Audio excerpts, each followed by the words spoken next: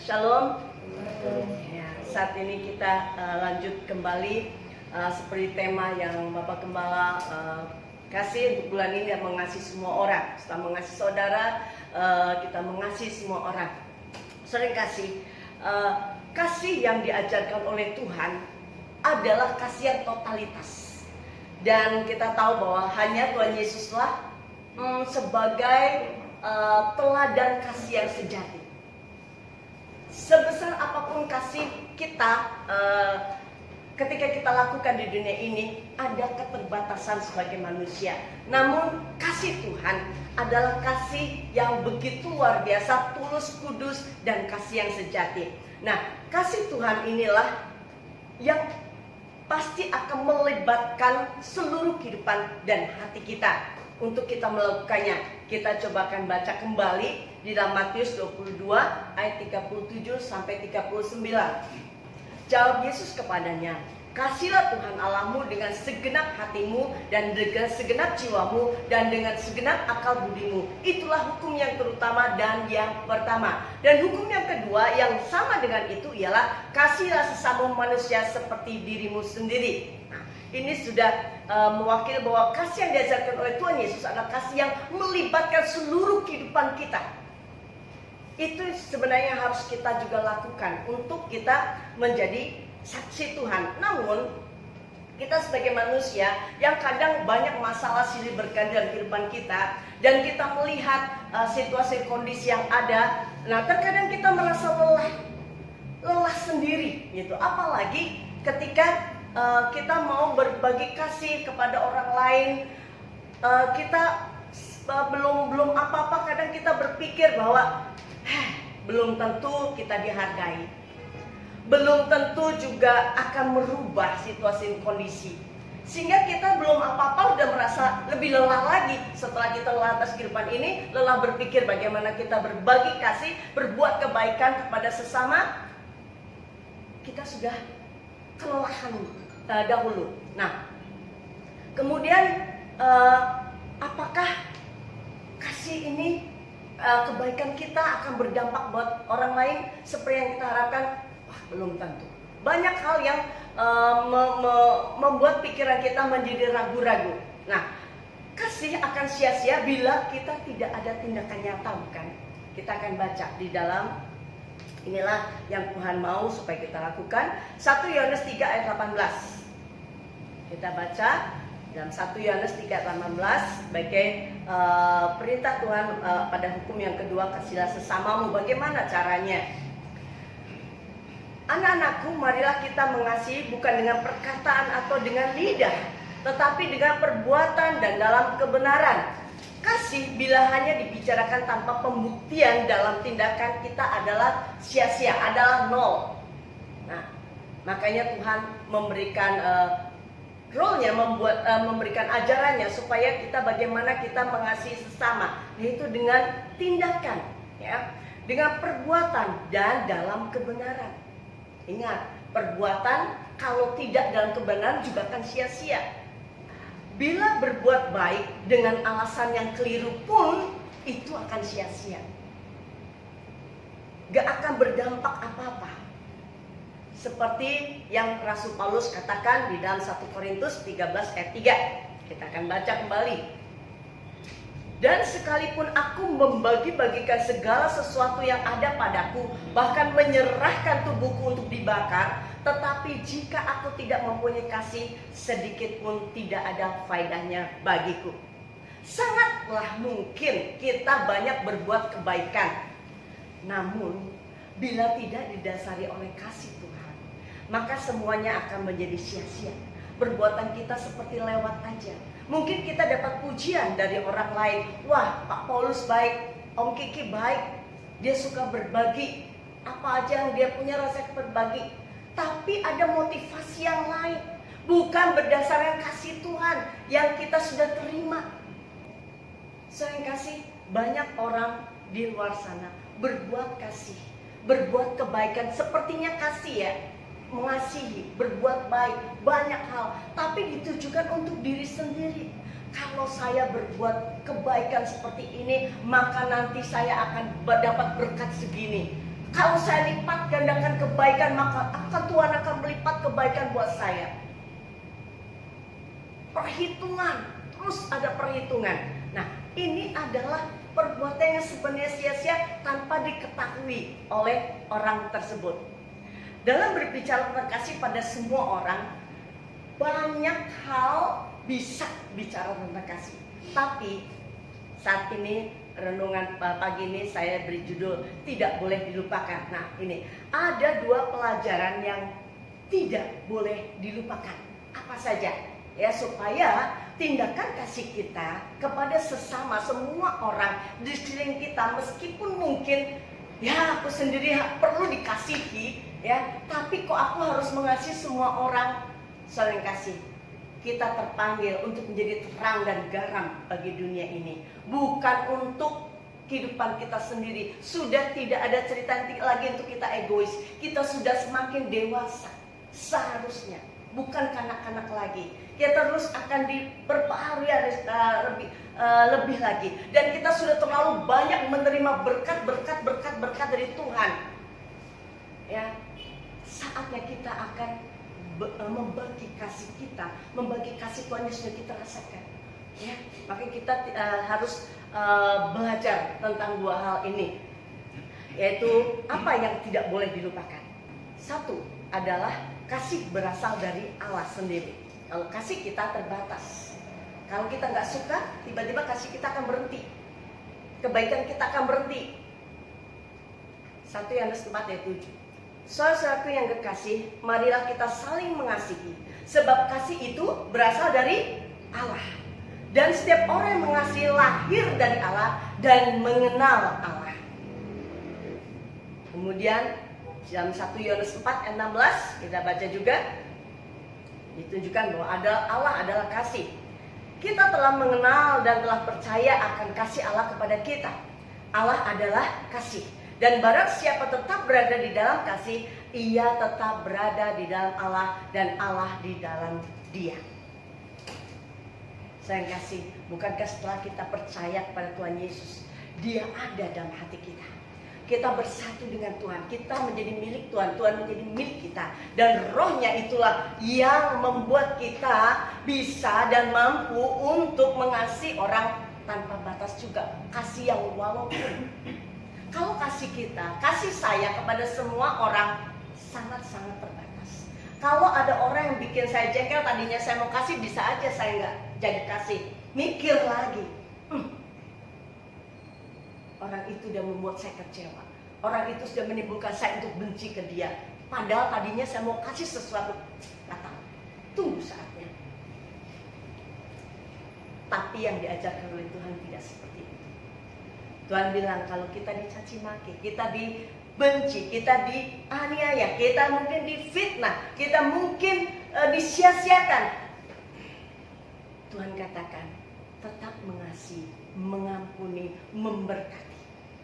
Itulah bedanya Tuhan kita dengan ajaran di dunia ini yang lain. Kita harus mengasihi musuh. Udah hukum namanya musuh. Musuh nggak mungkin akan berbaik hati sama kita. Yang ada ingin merugikan, mencelakakan kita. Bahkan mungkin akan membunuh kita. Tapi Tuhan katakan, kasihlah sesama. Berdoalah buat mereka yang membenci kamu. Hanya ada hal ini ajaran di dalam Tuhan Yesus. Tidak ada di dalam ajaran yang lain. Selain kasih. Bila kita hidup dipimpin oleh diri sendiri, oleh kedagingan kita, maka yang ada mata ganti mata, gigi ganti gigi. Lu jual gua beli, lu beli gua borong. Apa lagi? Tapi bila kita memberi diri kita dipimpin oleh Roh Kudus, dipimpin di dalam kebenaran Tuhan, di dalam firman-Nya, maka ini akan terjadi. Di dalam Galatia 5 ayat 22. Galatia 5 ayat 22. Tetapi buah roh ialah kasih, sukacita, damai sejahtera, kesabaran, kemurahan, kebaikan, kesetiaan. Nah, kita ada berbuah. Seperti di dalam Yohanes 15 ayat 4 dikatakan, bahwa kita harus hidup di dalam pokok anggur yang benar. Di luar pokok anggur yang benar, mustahil ranting itu bisa berbuah, mustahil ranting itu bisa punya daun aja, nggak mungkin, ya. Tapi kalau tetap nempel ada di dalam pokok anggur yang benar, maka kita bisa berbuah dengan tepat. Karena apa? Ya, kalau seorang penyuka tanaman, dia akan sibuk beli pupuk, beli semprotan untuk melindungi dari semut, dari serangga. Dia akan pelihara. Kalau ada yang udah busuk, dia akan tebang, ya, dia akan potong. Kalau motong bunga pun dia harus hati-hati, motong daunnya pun meskipun dia udah layu, dia akan hati-hati. Demikian juga pemeliharaan Tuhan dalam kehidupan kita. Kalau kita tetap ada dalam pokok anggur yang benar, dia akan membersihkan kehidupan kita dengan kasih-Nya. Apa yang tidak berkenan di hadapannya, hari lepas hari dia akan tunjukkan. Dia akan mau kita untuk berubah, ya.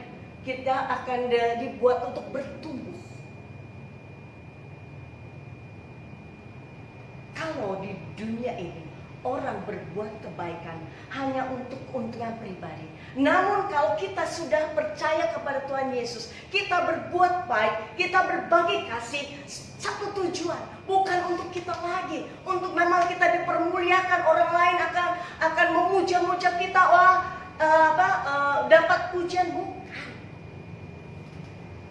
Tapi biar dunia tahu bahwa kita adalah kitab yang terbuka. Yesus ada di kehidupan kita, mengasihi, berbuat baik di dalam kebenaran. Nama Tuhan dipermuliakan di dalam kehidupan kita semua. Amin.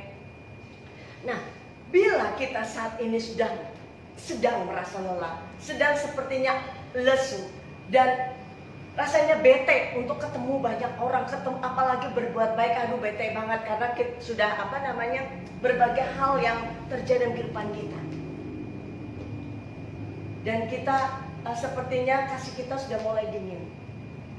Coba kita periksa lagi, apakah kehidupan kita masih mempunyai hubungan yang baik dengan Tuhan? Bila terlalu banyak masalah tapi kita jauh dari Tuhan, maka kasih kita kepada Tuhan pun akan dingin, apalagi ke sesama. Yang ada mulut kita jadi cik ya. Kita akan melepaskan perkataan-perkataan yang membuat orang lain yang butuh kekuatan malah semakin disakiti oleh perkataan kita.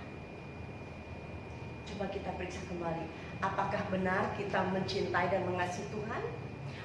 Bagaimana bentuknya di dalam penyembahan kehidupan kita secara pribadi? Tindakan kasih kita menjadi penyembahan di hadapan Tuhan? Perbuatan kita menjadi penyembahan di hadapan Tuhan supaya nama Tuhan dipermuliakan? Apakah kita membaca firman hanya untuk cari ayat-ayat yang baik yang menguatkan kita saja, yang teguran mah kita lewati?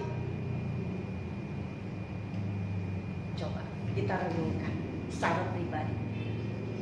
Mungkin kasih kita kepada Tuhan tidak segenap hati kita lagi. Padahal Tuhan mau kita mengasihi Dia dengan segenap hati, jiwa, akal, budi kita. Sehingga kasih kepada sesama kita akan sama seperti kita mengasihi Tuhan. Kasih yang walaupun yang Tuhan ajarkan dari kehidupan kita semua. Dan ingat, ketika kita berbagi kasih kepada orang lain yang mungkin kita baru kenal atau mungkin tetangga kita yang nyebelin, tapi kita belajar untuk berbuat baik kepada dia, urusan perubahan, urusan segala sesuatu yang mungkin kita harapkan, itu nggak usah pikirin. Yang harus kita lakukan adalah kita melakukan apa yang Tuhan kehendaki, karena kita mau menyenangkan hati Tuhan, bukan menyenangkan tetangga kita, bukan menyenangkan bos kita, bukan menyenangkan teman kita. Tapi kita mau menyenangkan hati Tuhan dengan apa yang kita bisa. Karena berbagi kasih, berbagi berbuat baik tidak hanya secara materi. Ketika kita bisa untuk diajak sharing dan kita menguatkan sesama kita, itu juga berbuat baik. Kita mengingatkan bahwa ada kasih yang sempurna, yang gak pernah habis, tak pernah terbatas. Seperti yang tadi kita nyanyikan, tak terbatas kasih-Mu Tuhan, lebih tinggi dari cakrawala, lebih luas dari samudra, gak pernah bisa terukur. Itu yang Tuhan limpahkan setiap hari, setiap saat dan kehidupan kita. Betapa egoisnya kalau kita tidak mau belajar untuk kita berbagi kepada sesama kita. Bagaimana mungkin dunia ini akan tahu tentang Yesus kalau bukan dari kehidupan kita? Kalau kita secara menginjili secara person untuk membicarakan tentang firman, mungkin kita nggak sepandai hamba Tuhan yang lain. Coba bukalah hati kita, bukalah hidup kita sebagai Kristus, berbagi kasih yang kita bisa. Minta hikmat apa ya yang harus saya lakukan untuk orang tersebut, sehingga orang tersebut bisa melihat Yesus dari kehidupan saya. Nah, saya kasih. Saatnya kita menjadi terang, saatnya kita menjadi garam yang bisa menerangi, yang bisa menggarami orang-orang di sekeliling kita, orang-orang lain yang mungkin baru kita kenal. Yang kedua yang kita tidak boleh lupakan adalah, yang pertama tadi, kasih berasal dari Allah. Yang kedua, kasih adalah alasan yang menggerakkan kita untuk bertindak. Kita baca dalam Yohanes 3 ayat 16. Karena begitu besar kasih Allah akan dunia ini, sehingga Ia telah mengaruniakan anaknya yang tunggal, supaya setiap orang yang percaya kepadanya tidak binasa, melainkan beroleh hidup yang kekal. Saya kasih, tindakan Allah ketika Dia mengaruniakan anak yang tunggal adalah didasari oleh kasih yang sejati kepada kita, umat manusia. Dengan kerinduannya supaya manusia hidup di dalam kebenaran dan kerajaannya ketika orang-orang percaya kepada Dia, kepada putranya. Kasih itu yang menggerakkan hati Allah untuk bertindak bagaimana menyelamatkan ciptaannya yang Dia sangat-sangat kasih, yaitu kita semua umat manusia. Saya yang kasih. Kasih Allah juga ada dalam kehidupan kita. Hendaklah itu menjadi alasan untuk kita berbuat kasih kepada orang lain, sehingga orang akan melihat kesaksian kehidupan kita. Nama Tuhan dipermuliakan di dalam kehidupan kita semua. Jangan lagi egois. Sudah lama kita mengiring Tuhan, tapi untuk berbuat kasih kok masih Allah. Untuk mengasihi Tuhan juga kita masih harus belajar. Dan Tuhan tuntun kita untuk kita lebih dewasa lagi, untuk tidak egois lagi. Kalau anak-anak kecil umur berapa ya? 1 sampai 5 ya, yang egosentris, nggak bisa berbagi, belum bisa tahu berbagi. Jadi ada fase pertumbuhan anak-anak kecil. Itu ada waktunya nggak bisa berbagi. Tapi kita setelah kita menjadi milik Kristus, saat itu juga Tuhan mengajarkan hukum kasih ini, mengasihi Tuhan dan mengasihi sesama. Ya, saya kasih, kita mau supaya Tuhan yang dipermuliakan, Tuhan yang disenangkan di dalam kehidupan kita masing-masing pribadi. Mari kita tunjukkan apa yang harus kita lakukan untuk semua orang, tapi didasari oleh kebenaran firman Tuhan, didasari oleh kasih sejati, dan lakukan itu semua dengan sukacita, tanpa ada keluhan, tanpa melihat diri sendiri banyak masalah. Pak Gembala, Pak Petra, semua kita juga ada masalah, Bu Yola. Tapi untuk berbagi kasih, jangan melihat masalah kita yang masih ada. Toh Tuhan juga nggak menuntut kita untuk selalu berbagi kasih dalam bentuk-bentuk materi. Masalah kita tetap ada ketika kita berbagi kasih, karena masalah itu untuk proses kehidupan kita. Dan mungkin kita benturan dengan orang lain, perselisihan dengan orang lain yang orang lain nggak suka, tapi kita harus membalasnya juga dengan hikmat, dengan kasih, bukan dengan makian. Ya, tapi kita melihat apa yang harus kita jawab, apa harus kita buat. Saya yang kasih, mari kita akan menjadi terang dan garam bagi dunia ini dengan kasih yang sejati dari Tuhan, sehingga kita benar-benar menjadi kitab Allah yang terbuka bagi orang lain. Saya pun secara pribadi, ketika saya merenungkan tentang kasih semua orang ini pada semua orang, kok bisa ya orang yang sudah saya nggak tahu apa yang terjadi dalam kehidupannya untuk menilai saya memang tidak baik, yang baik hanya Allah. Ketika saya menerima fitnah, saya menerima segala macam yang buruk, kok bisa ya sampai sekarang saya bisa mengasihi dia, bisa mendoakan dia, bahkan kepingin ketemu sama dia, ya. Ternyata ketika saya merenungkan ini kasih yang ada di kehidupan kita semua, itulah kasih yang menggerakkan kita untuk berdoa, minimal berdoa untuk kebaikan orang itu. Dan jangan pernah membenci orang. Ketika orang itu berbuat salah, berbuat itu, kita benci sampai kita nggak mau ketemu lagi. Karena bisa jadi satu kali kita membutuhkan orang itu. Secara hukum dunia, kita bisa membutuhkan orang itu. Maka Tuhan ajarkan supaya jangan kita ragu-ragu untuk berbuat kasih, berbuat kebaikan berdasarkan kebenaran firman Tuhan. Saya yang kasih, jangan sampai kita di luar kasih karunia Tuhan, keluar dari pokok anggur yang benar. Karena kalau kita keluar dari pokok anggur yang benar, terlepas dari kasih Tuhan, maka apapun yang kita buat akan sia-sia, tidak akan ada faedahnya. Ya, saya yang kasih, mari kita ingat renungan yang singkat pada pagi ini. Apa yang tidak boleh kita lupakan, yaitu satu, kasih berasal dari Tuhan, gak usah ragu, karena kasih Tuhan itu berlimpah setiap hari untuk kita bisa berbagi kasih kepada orang lain. Yang kedua adalah kasih Allah adalah alasan untuk menggerakkan hati kita untuk berbuat kebaikan bagi sesama, untuk bertindak, berbuat baik kepada sesama. Izinkan Tuhan dan kebenarannya menuntun hidup kita semua sampai selama-lamanya, supaya kasih sejati kita di dalam kehidupan kita menjadi bagian dalam kehidupan kita, tetap kekal untuk selama-lamanya. Dan sekali lagi, biar nama Tuhan dipermuliakan di dalam dan melalui kehidupan kita masing-masing pribadi. Amin. Ya, Tuhan akan berbicara lebih banyak lagi bagi ini untuk kita semuanya yang mendengar. Tuhan memberkati. Kita akan berdoa. Terima kasih Bapa. Sungguh kami bersyukur untuk pagi yang indah ini. Terima kasih untuk kebenaran firman-Mu yang telah Engkau berikan pada pagi ini. Hamba berdoa dengan segala keterbatasan hamba berbicara. Namun tolong Tuhan, Roh Kudus, Engkau akan berbicara lebih lagi buat setiap orang yang mendengarkannya pada pagi ini. Biar kami diberkati dan diubahkan hari lepas hari, dan nama-Mu dipermuliakan dan dalam kehidupan kami semua.